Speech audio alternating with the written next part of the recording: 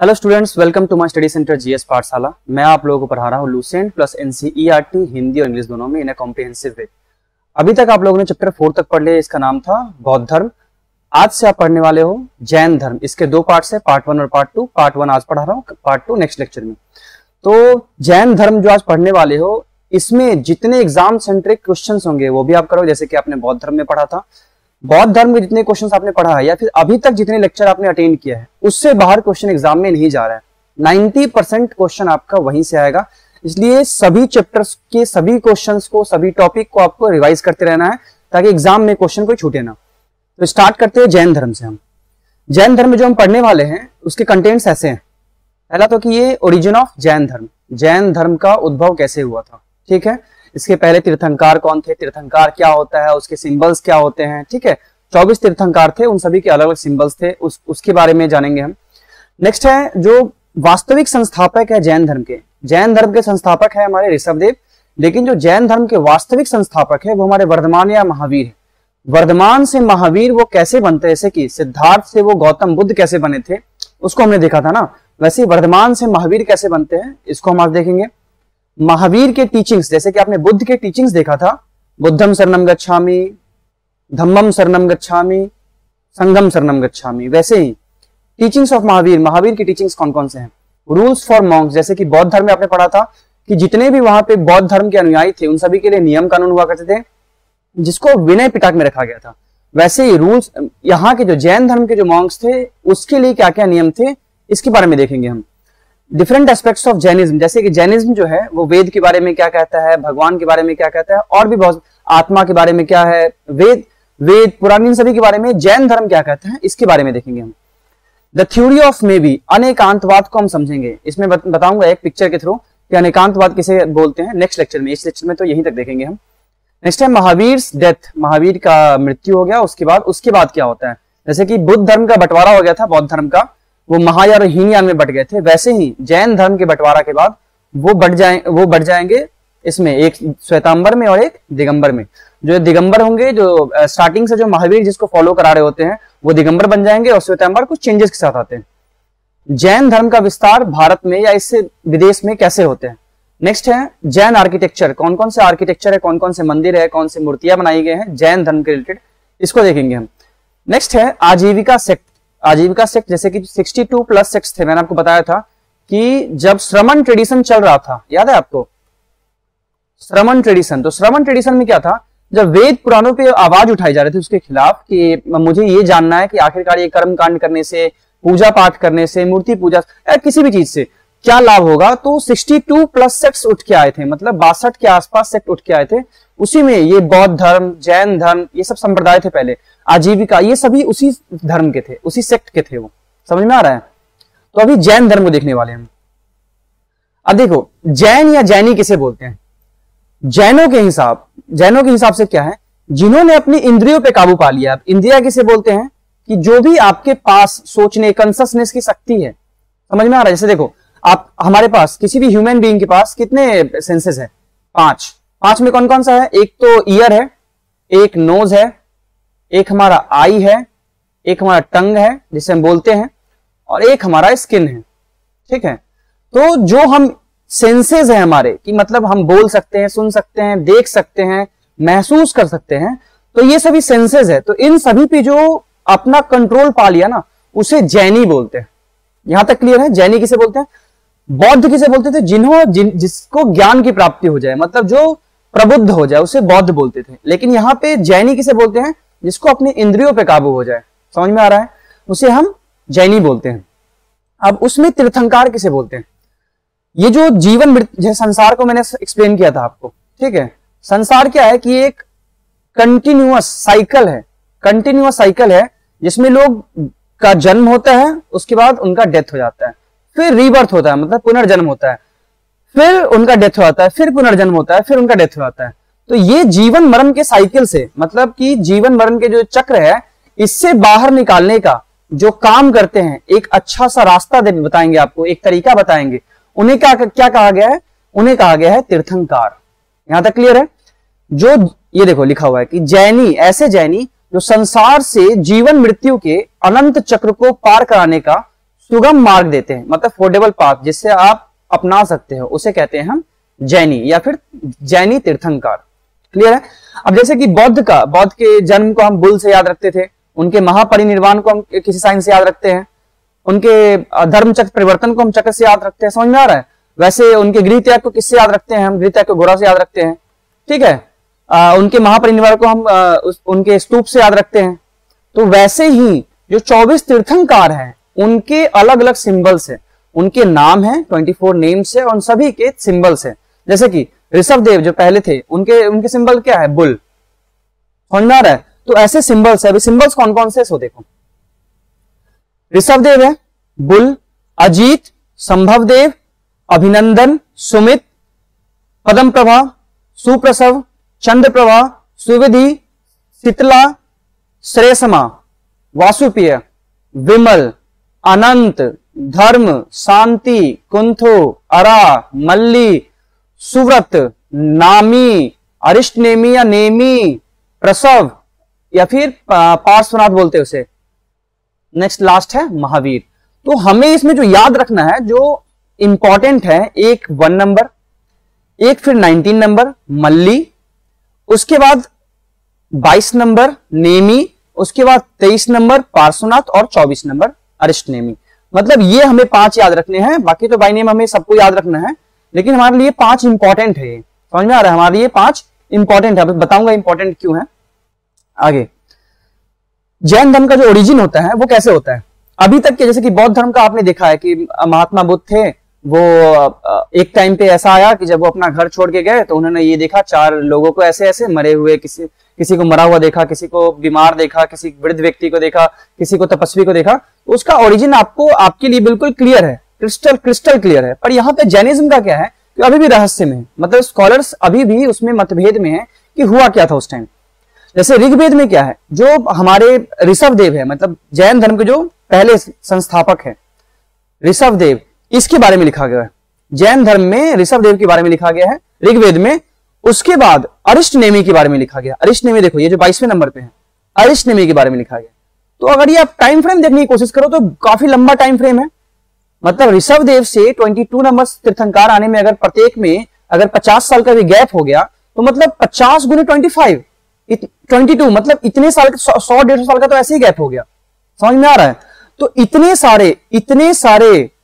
सारे जो ऋषभ देव थे, मतलब ऋषभ देव हमारे, अरिष्टनेमी है, इन सभी के जो बीच में गैप है, तो स्कॉलर्स के हिसाब से क्या है कि जो 22वें तीर्थंकार है, तो 22वें तीर्थंकार जब वहां पे मौजूद होंगे तभी उनके बारे में लिखा गया होगा, क्योंकि फ्यूचर में तो लिख नहीं देगा कोई।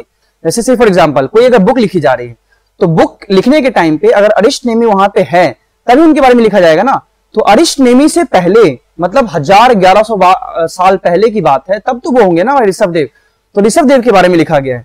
तो ये काफी लंबा टाइम फ्रेम है। तो किसी एक का कहना है कि हो सकता है कि जैसे कि बहुत सारे सेक्ट्स जो उभर के सामने आ रहे थे उसमें से ऋषभ देव होंगे, किसी का कहना है कि नहीं, हो सकता है वो भगवान हो। समझ में आ रहा है। तो वैसी वाली स्कॉलर्स के बीच में अभी तक मतभेद चल रहा है। विष्णु पुराण और भगवत पुराण दोनों में ऋषभ देव की चर्चा है। इतने पुराने हैं वो कि दोनों में भी उनकी चर्चा है। अब इसलिए कहा जाता है कि ऋषभ देव जो है जैन धर्म के संस्थापक है और महावीर को जैन धर्म का वास्तविक संस्थापक कहा जाता है। क्यों? क्योंकि जैन धर्म को लोग भूलना शुरू कर दिए थे।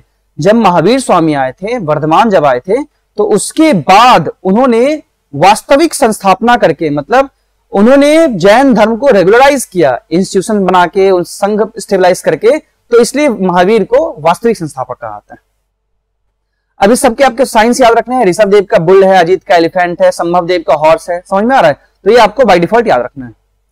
नेक्स्ट है पार्श्वनाथ। अब पार्श्वनाथ 23वें तीर्थंकर थे। ये देखो पार्श्वनाथ जो थे 23वें तीर्थंकर है। यहाँ पे पार्श्वनाथ 23वें तीर्थंकर है। अब क्या है कि पार्श्वनाथ इंपॉर्टेंट क्यों है हमारे लिए? क्योंकि पार्श्वनाथ की लेगेसी को महावीर ने फॉलो किया था। पार्श्वनाथ ने जो चतुरायन दिया था, मतलब उन्होंने 4 उपदेश दिए थे, 4 सिद्धांत दिए थे, उसको अपना के महावीर स्वामी अपने जैन धर्म को आगे बढ़ाते हैं। अब पार्श्वनाथ कौन थे? तो 700-750 बीसी के आसपास वो वहां पे रह रहे थे। कहां पे? बनारस में। अब बनारस में क्या था? एक राजा थे अश्वसेना। अश्वसेना के पुत्र थे कौन? पार्श्वनाथ। तो पार्श्वनाथ भी एक राजा के पुत्र थे। उन्हें ज्ञान की प्राप्ति कहाँ हुई थी? झारखंड में एक सम्मेत शिखर है, एक पहाड़ है। तो झारखंड में एक पहाड़ है जिसके शिखर का नाम सम्मेत शिखर है। तो यहां पे उन्हें ज्ञान की प्राप्ति हुई थी। तो ये सब पॉइंट्स आपको याद रखना है कि झारखंड के सम्मेत शिखर में पार्श्वनाथ को ज्ञान की प्राप्ति हुई थी। अब उन्होंने क्या किया कि अभी तक जैन धर्म जो था रेगुलराइज नहीं था, मतलब जैसे बौद्ध में संघ की स्थापना होती है, इसलिए तो संगम शरणम गच्छामि बुलाता है कि संघ के शरण में चले जाओ आपको मोक्ष की प्राप्ति हो जाएगी। तो वैसे ही संघ की स्थापना करते हैं कौन? पार्श्वनाथ। अब इस संघ ने बहुत बड़ा रोल प्ले किया जैन धर्म को आगे ले जाने में। उन्होंने चतुरायन दिया था, मतलब 4 सिद्धांत दिया था। पहला तो कि हिंसा ना करना, दूसरा झूठ ना बोलना, तीसरा चोरी ना करना और चौथा धन संग्रह ना करना। तो ये चतुरायन दिया था किसने? पार्श्वनाथ ने। अब वर्धमान जो थे, वर्धमान क्या थे कि वर्धमान इनके उपासक थे। वर्धमान और इनके पूरे सदस्य, मतलब जो महावीर स्वामी और उनके पूरे सदस्य, फैमिली के पूरे सदस्य जो थे उनके उपासक थे, मतलब वो पार्श्वनाथ को मानते थे बहुत पहले से। पार्श्वनाथ कब एग्जिस्ट करते थे? जब वर्धमान का जो टाइम फ्रेम था उससे लगभग 250, 200 और 250 साल पहले। ठीक है। अब होता क्या है कि वर्धमान के माता पिता का देहांत हो गया। ठीक है। वर्धमान के माता पिता के देहांत के बाद वो क्या चाहते हैं, क्योंकि इनका इंटरेस्ट तो पहले से था, अगर किसी की फैमिली अगर वो जा रही किसी एक धर्म को पूजा कर रही है, जैसे कि गुरु ग्रंथ साहिब की पूजा करते हैं कौन? हमारे जो सिख लोग होते हैं। हिंदू धर्म में हम पूजा करते हैं शिव की, दुर्गा की। वैसे ही अब हमारा इंटरेस्ट किधर है? हिंदू में। जो सिख धर्म के है उनका इंटरेस्ट किधर है? सिख धर्म में। तो वैसे ही इनका इंटरेस्ट जागते चला गया जैन धर्म में। थे वो क्षत्रिय हिंदू धर्म के थे, लेकिन उनका इंटरेस्ट जैन धर्म में जागते चला गया। तो होता क्या है कि उनके माता पिता का जब देहांत हो जाता है, कब? किनकी? महावीर के माता पिता का देहांत हो जाता है 30 वर्ष की उम्र में, तो वो भी क्षत्रिय से जैन बनने चले जाते हैं। क्लियर है यहां तक? अब महावीर को समझते हैं। पार्श्वनाथ समझ में आ गया यहां तक? ठीक है। अब महावीर को समझते हैं। इनके बाद, पार्श्वनाथ के बाद महावीर 24वें तीर्थंकर बन के आते हैं। तीर्थंकर किसे बोलते समझ में आ रहा है आपको? मैंने अभी भी पढ़ाया है कि जो इस जीवन के, जो संसार में जो रिबर्थ और जो डेथ है, मतलब पुनर्जन्म और मृत्यु, इसके चक्र से बाहर निकालने का एक सुगम रास्ता आपको दे, उसे हम तीर्थंकर बोलते हैं। ठीक है। तो 24वें तीर्थंकर थे। इनका चाइल्डहुड, मतलब बचपन का नाम क्या था? वर्धमान था। ठीक है। जैसे कि बौद्ध का बचपन का नाम क्या था? सिद्धार्थ था। वैसे इनके बचपन का नाम क्या है? वर्धमान है। इनका जन्म कब होता है? 540 बीसी में। ये डेट याद रखिएगा। 540 बीसी में, मतलब ईसा पूर्व में, वैशाली के कुंडग्राम में होता है। वैशाली कहां पे है? बिहार में। इसके कुंडग्राम में, इसका एक गांव है कुंडग्राम, वहां पे होता है। अब से फॉर एग्जांपल आपसे कभी क्वेश्चन पूछ दे कि महावीर स्वामी का जन्म कहां हुआ था? बिहार में, उत्तर प्रदेश में, झारखंड में, केरला में, जहां भी, तो आपको बिहार मारना है। ठीक है। बिहार में जो वैशाली है, अगर वैशाली कुंडग्राम दोनों ऑप्शन दे दे तो आपको फिर कुंडग्राम मारना है। समझ में आ रहा है? जैसे कि बौद्ध धर्म में कपिल वस्तु और लुम्बिनी वाला जो सीन चल रहा था कि कपिल वस्तु और लुम्बिनी दोनों ऑप्शन दे दिया था, वैसे ही इस एग्जाम्स में क्या करता है कि कुंडग्राम वैशाली दोनों ऑप्शन दे देगा। एक में क्या करेगा कि वैशाली सिर्फ दे देगा। तो अगर आपको कुंडग्राम वैशाली दोनों दे दे तो आपको कुंडग्राम ऑप्शन सिलेक्ट करना है। क्लियर है? उनका जन्म वैशाली के कुंडग्राम में हुआ था। उनके पिता का नाम क्या था? सिद्धार्थ। अब ये सिद्धार्थ गौतम बुद्ध थे। तो उनके जो पिता थे सिद्धार्थ का और महावीर वर्धमान का, इन दोनों का कुल कौन सा था? जांत्रिक या ज्ञात्रिक कुल के थे। इनकी माता जो त्रिशला थी वो कोलीय कुल के थे, लेकिन इनके जो पिता थे सिद्धार्थ, ये जांत्रिक या ज्ञात्रिक कुल के थे। तो भारतवर्ष में पितृसत्तात्मक देश होने की वजह से जो पिता का कुल होता है वह उसके पुत्र या पुत्री का कुल होता है, जबकि माता का कुल त्रिशला था। माता जो त्रिशला थी उनका कुल क्या था? कोलीय कुल था, इसलिए उस कुल को नहीं मानते हैं। क्लियर है यहां तक? अब जो त्रिशला थी, त्रिशला देखिए, उनकी त्रिशला कौन थी? उनकी माता थी। अब त्रिशला कौन थी? वैशाली की लिच्छवी गणसंघ। जैसे क्या था कि पहले ओलिगार्की चलता था, एक जो पहले शासन चलता था, एक मोनार्की था, एक ओलिगार्की था। तो मोनार्की क्या होता है कि एक राजा है, उसी का बेटा ही राजा बनेगा। अब वो 4-5 बेटे जो हो जाए उसी में से बनेगा। ओलिगार्की क्या होता है कि एक संघ होता है, ठीक है, 5-7 छोटे-छोटे राजा होंगे, अब वो टर्न बाय टर्न राजा बनते आते हैं। तो ओलिगार्की था, तो ओलिगार्की गणसंघ होता है, ठीक है। तो लिच्छवी गणसंघ में सबसे बड़े राजा, उसमें जो सबसे महान राजा था चेटक की बहन थी कौन? त्रिशला। उनकी पत्नी जो थी किनकी? वर्धमान की पत्नी यशोदा थी। यशोधरा थी किनकी पत्नी? महावीर उनके बौद्ध की पत्नी सिद्धार्थ गौतम की। और यशोदा किसकी पत्नी है? महावीर की पत्नी। नेक्स्ट है उनकी पुत्री का नाम क्या था? अनुजा। सिद्धार्थ गौतम के पुत्र का नाम क्या था? राहुल। ठीक है, आपको भूलना नहीं है, सारा कुछ आपको याद रखना है। सिद्धार्थ गौतम के पुत्र का नाम था राहुल, इनकी पुत्री का नाम था अनुजा। अब देखो, एक समकालीन राजा आप देखोगे, आपको इससे कंटेम्पररी से आपको याद हो जाएगा कि आखिरकार ये महावीर कब एग्जिस्ट किया करते थे। तो मगध का जो बिंबिसार था, मतलब बिंबिसार कौन था? हर्यक वंश का संस्थापक। तो बिंबिसार की जो पत्नी थी चेलना, बिंबिसार की पत्नी थी चेलना, वो चेलना कौन थी? चेटक की बहन थी। अब चेटक कौन था? तो चेटक तिरसला का भाई था। मतलब देखो कि ये जो हमारे वर्धमान है, वर्धमान का कहीं ना कहीं रिलेशन ये चेलना से हो रहा है, मतलब ये इसकी बहन बन जा रही है। ठीक है, तो आपको समझ में आना चाहिए किसके कंटेम्पररी था ये। बिंबिसार की 3 शादियां हुई थी। मैं जब आपको पढ़ाऊंगा हर्यक वंश के बारे में तो आपको समझाऊंगा कि 3 शादियों में कौन कौन थी। तो आपको ये समझ में आ रहा है कि चेलना कौन थी? बिंबिसार की पत्नी थी और चेटक की बहन थी। क्लियर यहां तक? अब देखो वर्धमान से वो महावीर कैसे बनते हैं। लगभग 30 साल की उम्र तक सामान्य जीवन जीते हैं वो। उनकी आयु लगभग 72 साल थी। 72 वर्ष के जीवन में 72 वर्ष में उनका देहांत हो गया था पावापुरी में। तो देखो 30 साल के जीवन जब उनकी आयु थी तब तक वो सामान्य जीवन जीते हैं। अब 30 साल तक आते आते क्या होता है, उनकी माता पिता की मृत्यु हो जाती है। तो उनके बड़े भाई बचते हैं, कौन? नंदी वर्मन। अब नंदी वर्मन से अनुमति लेके, जैसे पहले क्या होता था कि अगर गृह त्याग करना है तो आपको अनुमति लेना पड़ता था, अभी भी तो करते हैं पर अब तो बहुत सारे निकाल देते हैं घर से। तो अपने बड़े भाई नंदी वर्मन से गृह त्याग करने की परमिशन लेके वो, मतलब अनुमति लेके निकल गए तपस्वी बनने के लिए। कब? 30 साल तक। उसके बाद अगले 2 साल तक जहां पे वो पार्श्वनाथ में मानते थे तो उन्होंने जो संघ बनाया था वहां पे संघ में जाके वो रहने लगे और उनको सेटिस्फैक्शन नहीं मिला। कब से? 30 साल से 32 साल की उम्र तक उनको वो अनुभूति नहीं मिली कि मुझे जो चाहिए था, मुझे जो जानना था वो चीज मुझे नहीं मिल रही है। तो पार्श्वनाथ का संघ उन्होंने छोड़ दिया 32 साल की उम्र में। फिर अगले 10 साल तक 32 से 42 मतलब 10 साल तक वो इधर उधर भटकते रहे पूरे भारतवर्ष में ज्ञान की खोज में, अपने आप को ये समझाने के लिए कि सत्य क्या है, ज्ञान क्या है, वो समझाने के लिए। तो इसी बीच वो मिलते हैं किससे? है मक्कालीपुत्र घोषाल से। अब मक्कालीपुत्र घोषाल कौन थे? तो आजीविका सेक्ट के संस्थापक। आजीविका सेक्ट मैंने आपको पहले बताया था कि 62 प्लस सेक्ट में से एक सीए सेक्ट भी था आजीविका। मैं समझाऊंगा आपको इस वीडियो के लास्ट में, जो आपका नेक्स्ट लेक्चर देखोगे ना आप, उसमें समझाऊंगा आजीविका सेक्ट क्या था। तो मक्कालीपुत्र घोषाल जो थे वो मानते थे नियतिवाद में।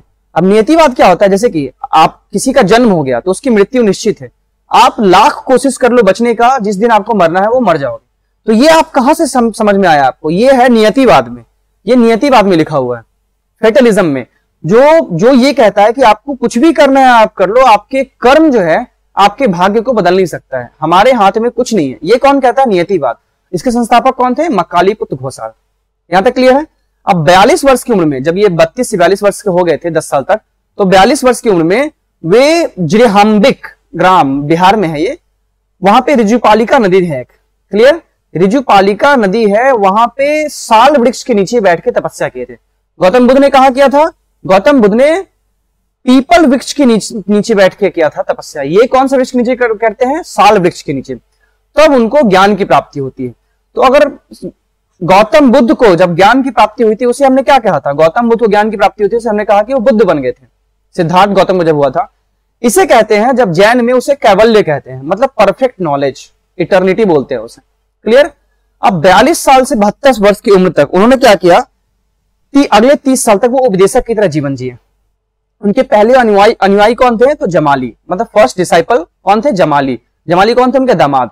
अब दामाद कैसे बन गए वो? इनकी जो पुत्री थी अनुजा से विवाह करके जमाली उनके दामाद बन गए। उसके बाद उनके पहले शिष्य बन गए, मतलब पहले अनुयायी। उनका पहला उपदेश राजगीर में दिया था। कहां पे? वर्कर नदी के पास में। जिस भाषा में उन्होंने पहला अपना वो दिए थे, अपने पहले वो दिए थे उपदेश, उस भाषा का नाम क्या था? अर्धमगधी। अर्धमगधी कहां चलता है? बिहार में। बिहार में भाषा चलती है मगधी, भोजपुरी, मैथिली, उसमें से अर्धमगधी। अर्धमगधी क्या था? प्रकृत भाषा का एक प्रकार था। ठीक है, बाद में प्रकृत भाषा में कन्वर्ट होता है।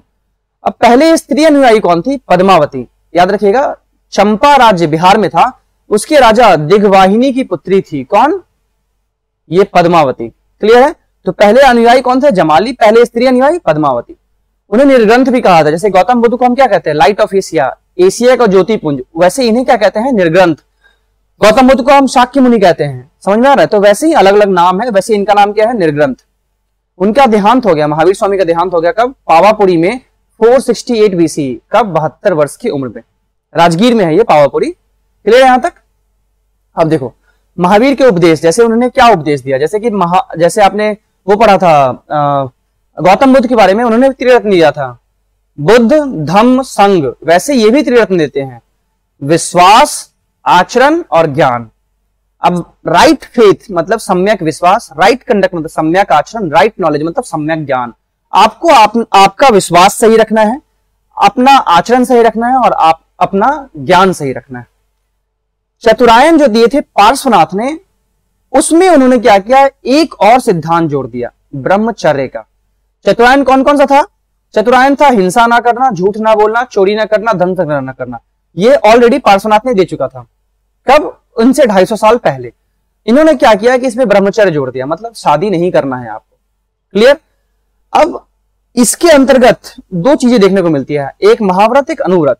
महाव्रत क्या है? ये जो 5 सिद्धांत है ना, इसको और कोई कठोरता से फॉलो कर रहा है, मतलब इसके नक्शे कदम पे चल रहा है, तो क्या हुआ कि इसे महाव्रत बोलते थे, जो कि बुद्धिस्ट ये जैन मॉन्क के लिए हुआ करता था। ठीक है, कि अगर आप जैन के परफेक्ट अनुयायी बन गए हैं तो आपको ये 5 सिद्धांत पूर्ण रूप से अपने अंदर बिठा के रखना है, मतलब उसको फॉलो करना है। नेक्स्ट क्या है?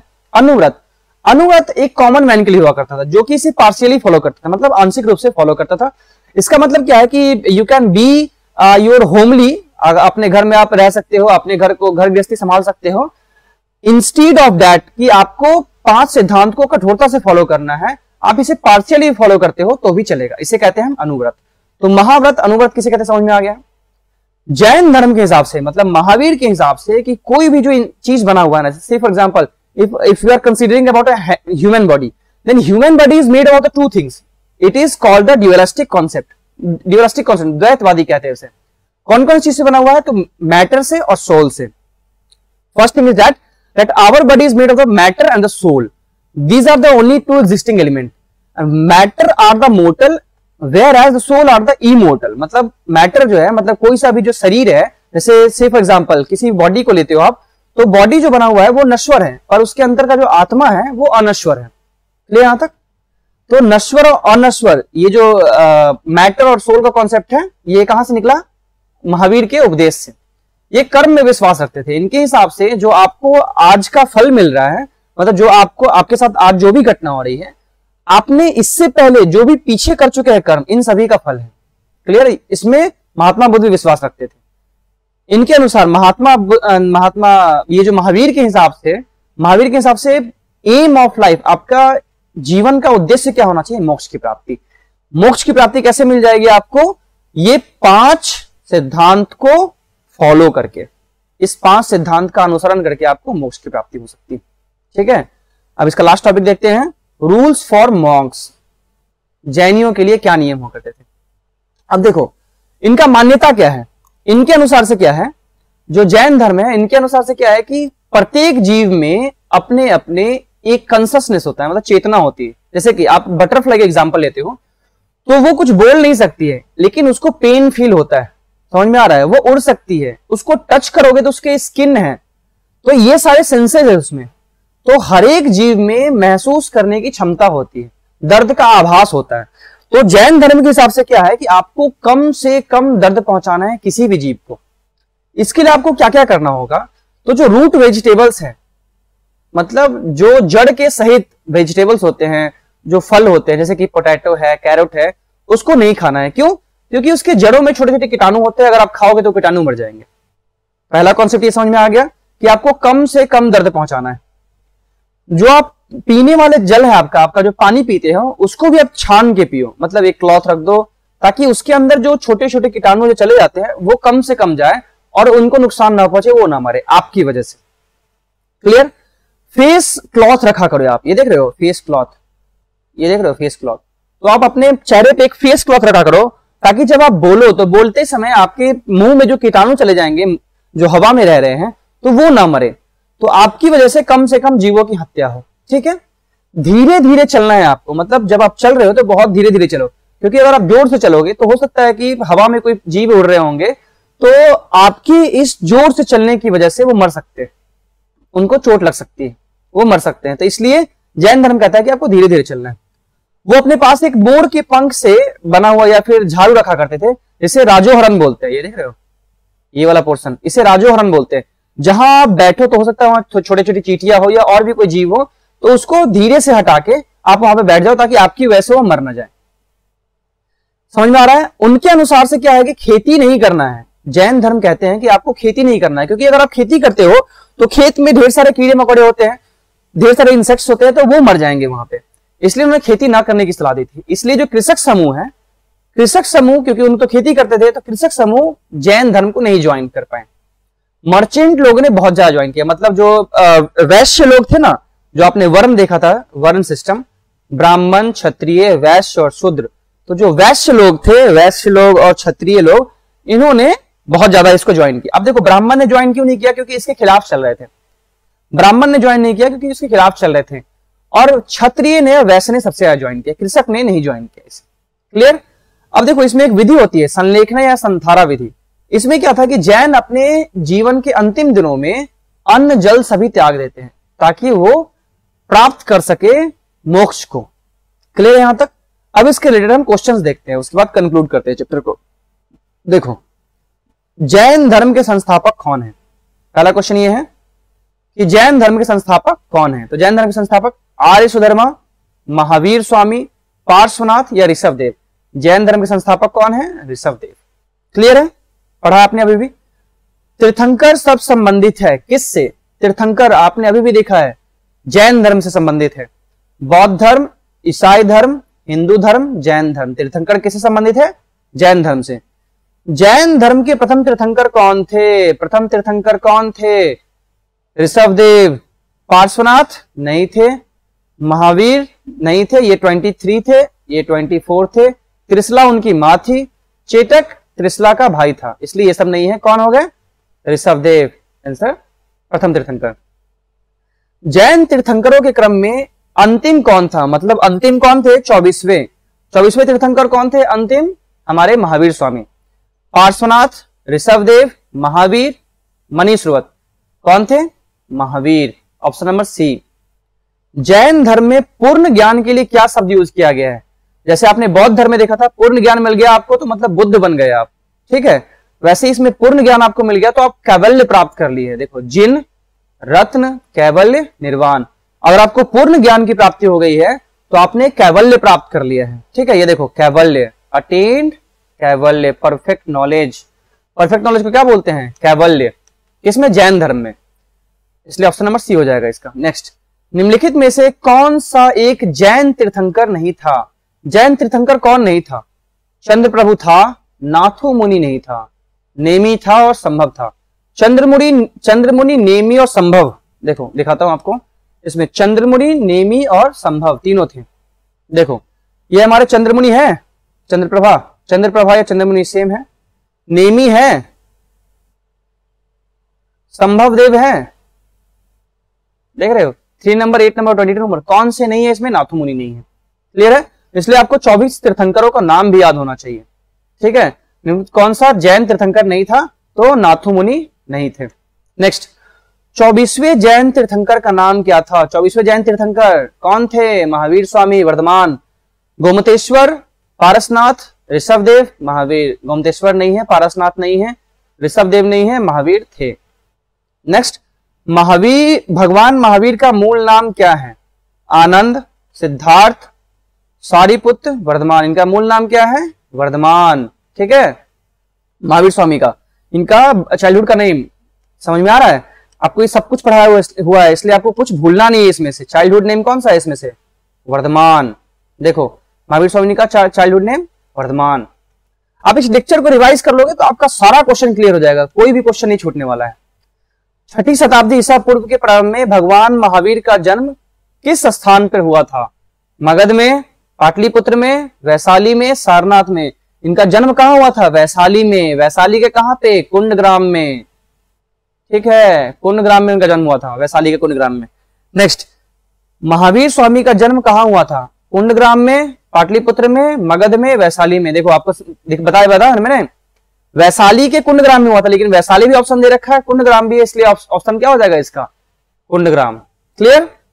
महावीर का जन्म किस नाम के क्षत्रिय गोत्र में हुआ था? अब देखो, शाक्य, ज्ञात्रिक, मल्लास, लिच्छवी।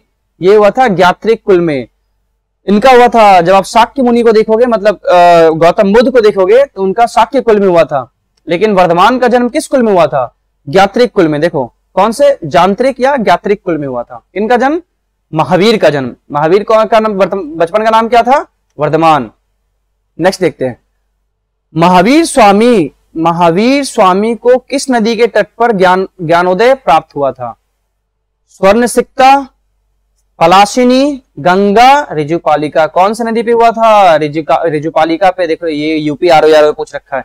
यूपी आरओ जो है ना, यूपी पीसीएस के लेवल का क्वेश्चन पूछता है, इसलिए आपको अगर आरओ की प्रिपरेशन कर रहे हो तो आपको स्टेट पीसीएस की प्रिपरेशन करनी पड़ेगी। क्लियर है यहां तक? तो महावीर स्वामी को किस नदी के तट पर ज्ञान की प्राप्ति हुई थी? तो उस नदी का नाम क्या था?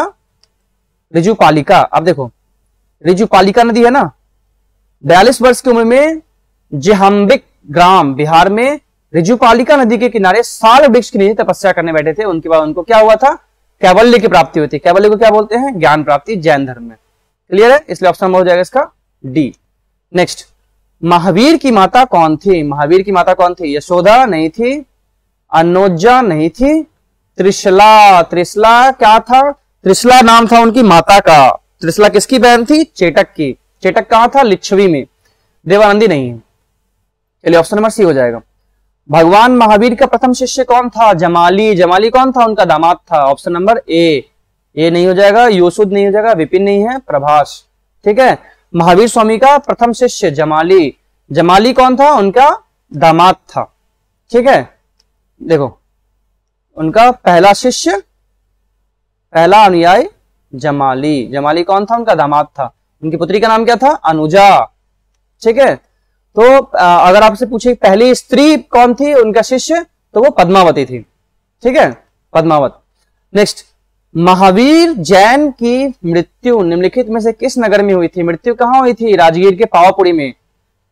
राजगीर, सांची, पावापुरी, समस्तीपुर। अब देखिए राजगीर भी दे रखा है, पावापुरी भी दे रखा है। ऑप्शन हो जाएगा इसका सी। निम्नलिखित में से अनुसरण किए जाने वाले धर्म एवं पवित्र पुस्तिका की कौन सी जोड़ी असंगत है? मतलब इसमें से कौन सा असंगत है जो ऑड मैन आउट आपको करना है? इस्लाम कुरान को मानता है? बिल्कुल मानता है। सिख धर्म गुरु ग्रंथ साहिब को मानता है? बिल्कुल मानता है। जैन धर्म उपनिषद को मानता है? नहीं मानता है। ईसाई धर्म बाइबल को मानता है? मानता है। ऑप्शन नंबर हो जाएगा इसका सी। जैन धर्म अंग को मानता है। ठीक है, मैं बताऊंगा आगे लिटरेचर में। नेक्स्ट है, निम्नलिखित कथनों पर विचार कीजिए। वर्धमान महावीर की माता लिच्छवी के मुख्य चेटक की पुत्री थी। सही है या गलत है? चेटक की बहन थी, पुत्री नहीं थी। ऑप्शन नंबर ए गलत है। नेक्स्ट, गौतम बुद्ध की माता कोलीय राजवंश की राजकुमारी थी? बिल्कुल थी। गौतम बुद्ध की माता कौन सी वंश की राजकुमारी थी? कोलीय वंश की। नेक्स्ट, 23वें तीर्थंकर पार्श्वनाथ बनारस से थे? 23वें तीर्थंकर पार्श्वनाथ बनारस से थे? बिल्कुल थे। पार्श्वनाथ कहां के थे? बनारस के थे। ठीक है, तो ऑप्शन नंबर कौन सा हो जाएगा इसका? 2 और 3। चलिए नेक्स्ट देखते हैं। निम्नलिखित में से कौन सा स्थल पार्श्वनाथ से संबंध होने के कारण जैन सिद्ध क्षेत्र माना जाता है? मतलब पार्श्वनाथ किस क्षेत्र से संबंधित थे? चंपा, पावा, सम्मेद शिखर, उज्जैन। सम्मेद शिखर पे पार्श्वनाथ को ज्ञान की प्राप्ति हुई थी, इसलिए जैन सिद्ध क्षेत्र माना जाता है किसे? पार्श्वनाथ को। नेक्स्ट, जैन तीर्थंकर पार्श्वनाथ निम्नलिखित कथनों में से मुख्यतः किससे संबंधित थे? पार्श्वनाथ कहां संबंधित थे? वाराणसी से, कौशाम्बी से, गिरिव्रत से या चंपा से? पार्श्वनाथ संबंधित थे वाराणसी से। ठीक है, वाराणसी के राजा के पुत्र थे कौन? पार्श्वनाथ। ठीक है, पार्श्वनाथ को ज्ञान की प्राप्ति कहां हुई थी? सम्मेद शिखर पे। ठीक है, पार्श्वनाथ जो थे बनारस से संबंधित है। वहां के राजा कौन थे? अश्वसेना, वहां के उनके पुत्र थे। ठीक है, इसलिए पार्श्वनाथ संबंधित कहां से है? एक तो उनको ज्ञान की प्राप्ति हुई सम्मेद शिखर पे, उसके बाद उनका घर था बनारस।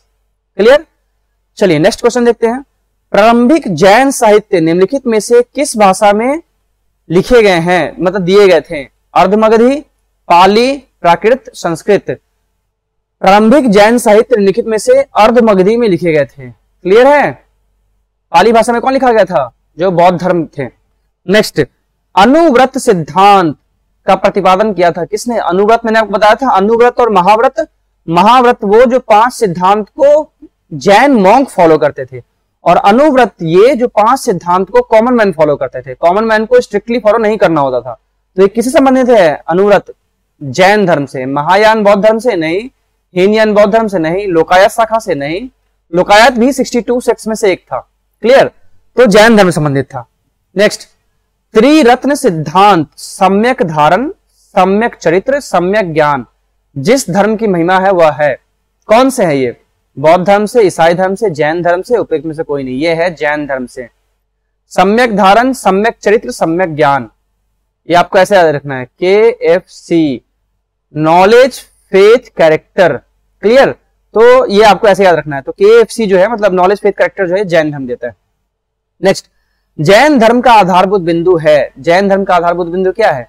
कर्म, निष्ठा, अहिंसा, विराग। जैन धर्म ये कहता है कि आपको कर्म तो करना है, निष्ठा भी रखनी है, विराग भी रखना है, और लेकिन आपको मेन पॉइंट क्या है? आपको अहिंसा नहीं करना है। क्लियर यहां तक? चलिए फिर आज के लिए बस इतना ही। आज हमने पार्ट 1 पढ़ लिया चैप्टर 5 का। कल इसी का लास्ट पार्ट 2 पढ़ेंगे हम, उसके बाद हम महाजनपद पे आते हैं। चलिए, थैंक्स।